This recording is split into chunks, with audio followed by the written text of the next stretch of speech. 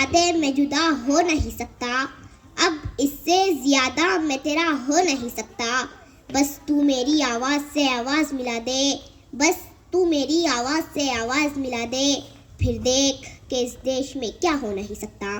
جناب صدر، معزز اساتذہ اکرام اور میرے ہم مکتب ساتھیوں، السلام علیکم ورحمۃ اللہ وبرکاتہ۔ آج 26 جنوری یعنی یوم جمہوریہ کی پرخلوص مبارکباد قبول ہو۔ دوستو، جیسا کہ آپ جانتے ہی ہیں کہ تن کے گورے مگر من کے کالے انگریزوں کو ہم نے اس دیش سے بھگا دیا، تو ضرورت اس بات کی تھی کہ ان کے کالے قانون کو بھی اس دیش سے ہٹا دیا جائے۔ لہٰذا 26 جنوری 1950 کو ڈاکٹر بھیم راؤ امبیڈکر کی صدارت میں ایک خوبصورت سا قانون بنایا گیا۔ دوستو، دیش یا تو موبوکریسی سے چلتا ہے یا پھر ڈیموکریسی سے۔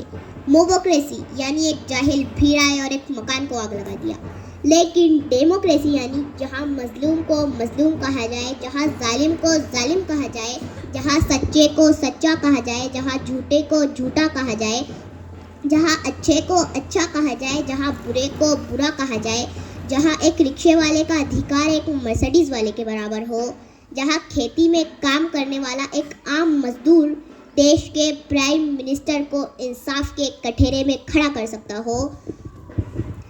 لیکن اپنے دل پر ہاتھ رکھ کر سچ سچ بتانا کہ اس خوبصورت سے قانون پر عمل کیا جا رہا ہے؟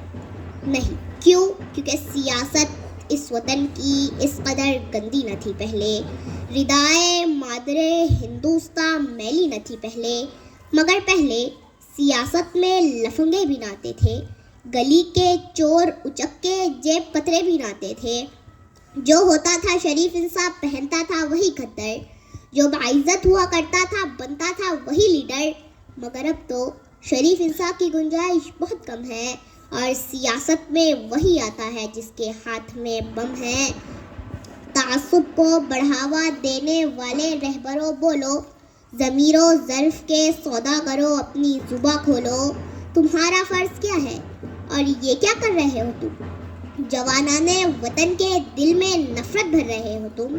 سیاست کو بھی تم لوگوں نے کاروبار کر ڈالا کہ شاخِ گلسی نازک شے کو بھی تلوار کر ڈالا۔ ضرورت تھی اجالوں کی، اندھیرا کر دیا تم نے، کہ لفظ رہنمائی کو بھی گندا کر دیا تم نے۔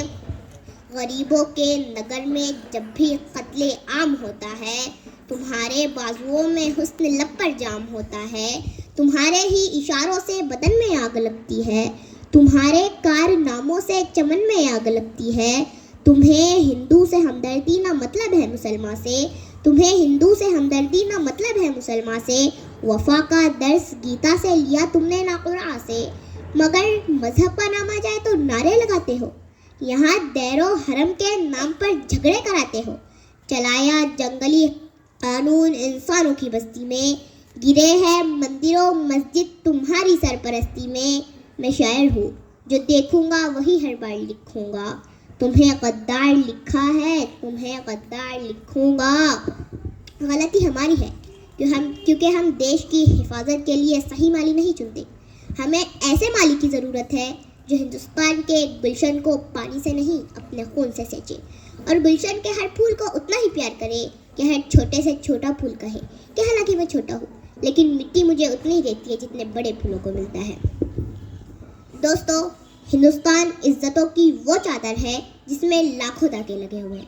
اب اگر کوئی اپنی پسند کا دھاگا نکال لے تو اسے اس کی پسند کا دھاگا تو مل جائے گا، لیکن چادر تار تار ہو جائیں گی۔ یہ نفرت بری ہے نہ پالو اسے، دلوں میں خلش ہے نکال